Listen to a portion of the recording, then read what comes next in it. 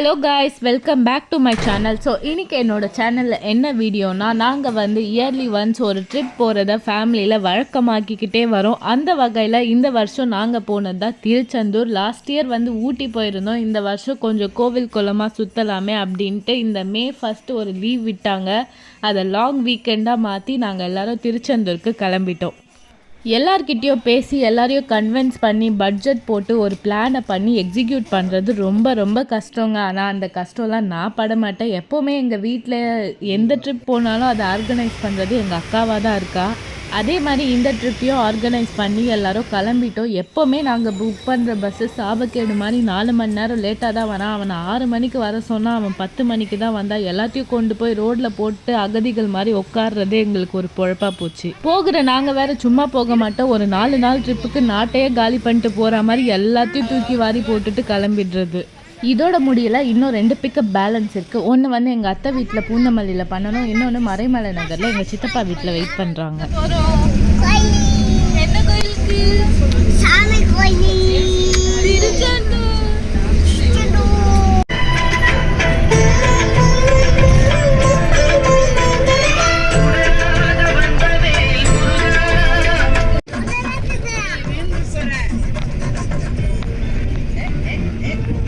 எல்லாரும் முருகர் வைப்லேருந்து மாறி கனிமா வைப்புக்கு போயிட்டாங்க. ஆனால் எனக்கு மட்டும் செம்ம தூக்கம். பிகாஸ் நான் ஆல்ரெடி 2 நாளாக தூங்கவே இல்லை. அதனால் பஸ்ஸில் கொஞ்சம் தூங்கி வழிஞ்சிக்கிட்டே இருந்தேன். இந்த பையன் வேறு, அவனுக்கு எப்படி தான் வெளியே போனால் மட்டும் சித்தி பாசம் வந்துடுதுன்னு தெரியல. தூக்குன்னு என் கையை மட்டும் உடைச்சிடுறான்.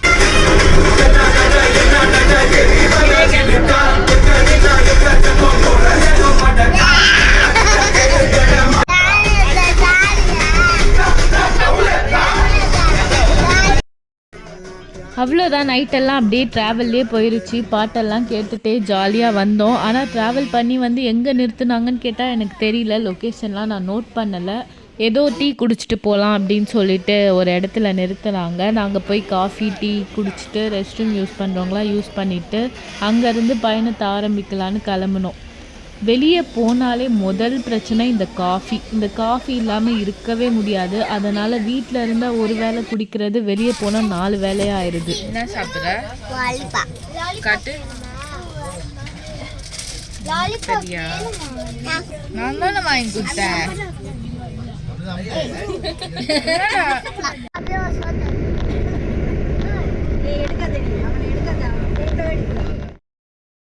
அங்கேருந்து கொஞ்சம் தூரம் ட்ராவல் பண்ணி வந்து திருச்சியில் நிறுத்தணும். அது வந்து மார்னிங் ஒரு 9 to 10 o'clock இருக்கும்னு நினைக்கிறேன். அங்கே போய் கொஞ்சம் ரெஃப்ரெஷ் ஆகிட்டு கிளம்பிட்டு போகலாம் அப்படின்னு சொல்லிட்டு திருச்சியில் நிறுத்தணும்.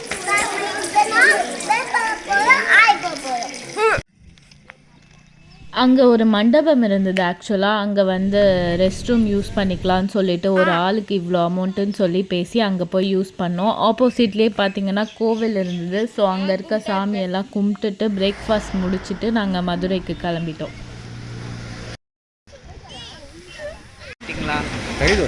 மதுரையில் என்ன ஃபேமஸ்? அது சாப்பிடாம போயிடுவியா?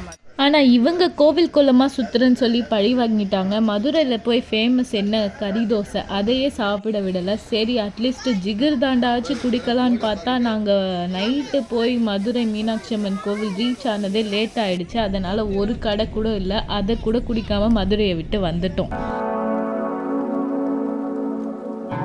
நெக்ஸ்ட்டு ஸ்டாப் இங்கே தான். இது வந்து சின்ன ஷீரடின்னு சொன்னாங்க. அங்கே வந்து சவுத் ஷீரடின்னு போட்டிருந்தது. அங்கே போய் சாய்பாபாவை பார்த்துட்டு போயிடலான்ட்டு அங்கே போய் சாய்பாபா பார்த்தோம்.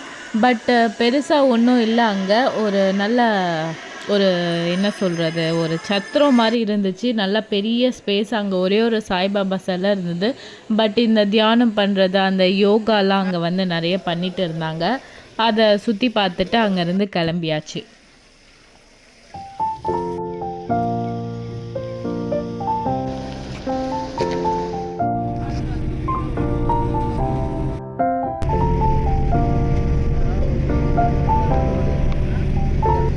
ஆக்சுவலாக எதுவுமே பண்ணலை. காலையில் கிளம்பி வெறும் ஒரே ஒரு கோவில் தான் பார்த்தேன். அதுக்கே செம்ம டயர்ட் ஆயிடுச்சு. ஆனால் பஸ்ஸுக்கு டீசல் போட்டால் மட்டும் பத்தாது, நமக்கும் டீசல் வேணும். அதனால் இந்த நொறுக்கு தீனியெல்லாம் தின்னுட்டே வந்தோம்.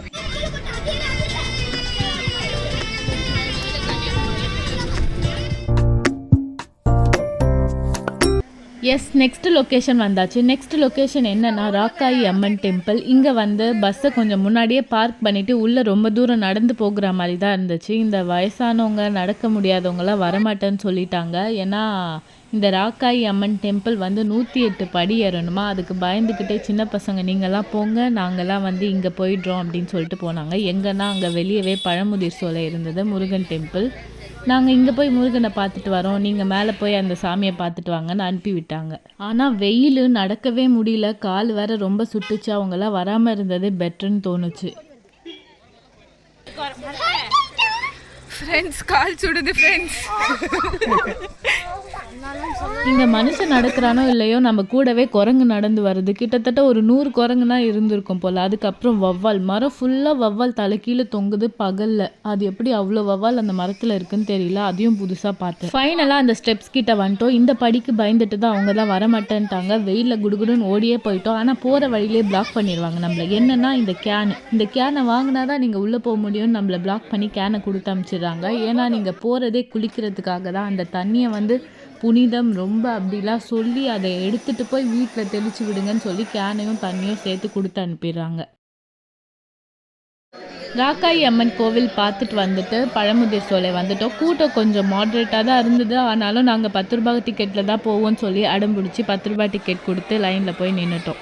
அங்கே போய் சாமி பார்த்துட்டு வந்துட்டு கொஞ்ச நேரம் கோவிலில் உட்காந்தோம். அங்கே வந்து 10 ரூபாய்க்கு புளி சாதம் கொடுத்தாங்க. அது வந்து அவ்வளோ அமிர்தமாக தெரிஞ்சுது. புளி சாதம்னாலே நல்லாயிருக்கும், அதுவும் கோவிலில் கிடைக்கிறது இன்னுமே நல்லாயிருக்கும்.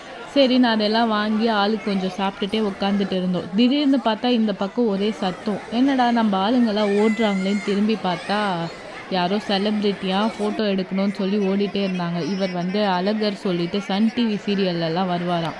ஆனால் இவர் கூடவே ஒரு ஆங்கர் வந்திருந்தார். அவர் பேர் கூட அஸ்வத்துன்னு நினைக்கிறேன். ஆனால் அவர் யாரும் கண்டுக்கவே இல்லை.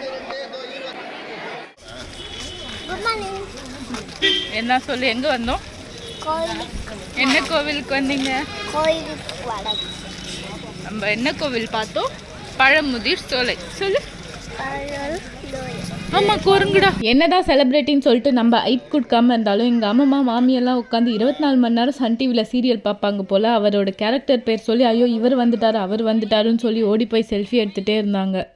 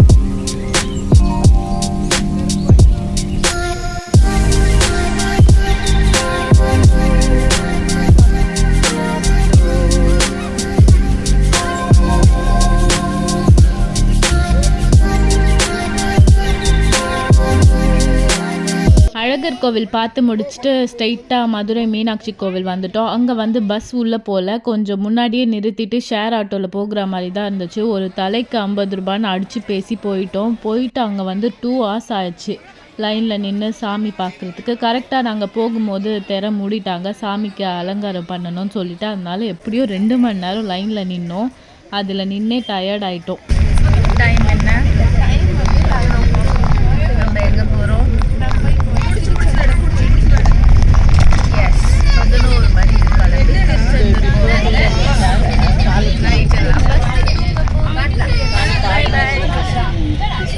நைட்டு வந்து 11 o'clock ஆகிடுச்சு. அங்கே மீனாட்சி கோவிலில் சாமி பார்த்துட்டு டின்னர் முடிச்சுட்டு அதோட பஸ் ஏறிட்டோம். இதோட காலையில் போய் திருச்செந்தூரில் ரீச் ஆகுறது தான் பிளான்.